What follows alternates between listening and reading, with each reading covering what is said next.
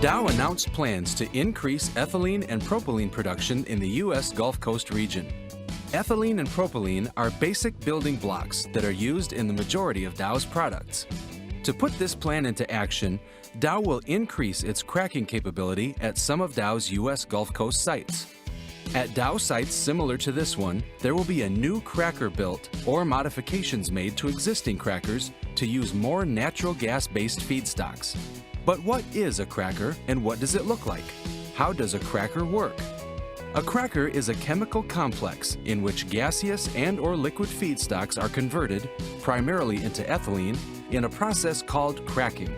A cracker is made up of many different parts, but the furnaces, compressors, and distillation columns are the three main components. Ethane and propane feedstocks first enter into the furnace tubes where they are exposed to heat. The furnaces then heat or crack the feedstocks at extremely high temperatures near 1500 degrees Fahrenheit. The reaction is very brief and lasts only 0.2 of a second. This results in very high gas velocities approaching the speed of sound. Each furnace has a heat output equivalent to about 2,000 home furnaces, and a large cracker can have as many as 10 of these furnaces. After being heated in the furnaces, the larger feedstock molecules are broken up and reformed into smaller molecules, including ethylene, propylene, and other hydrocarbons mixed together.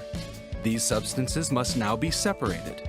The mixture of gases is moved through a series of distillation columns by very large compressors driven by steam that act like engines. The distillation columns are very tall structures that can reach heights of over 200 feet. The distillation columns are made up of as many as 200 pans or trays which distill or separate the gases. Once distilled, large quantities of co-products like ethylene, propylene, and fuel gas are produced.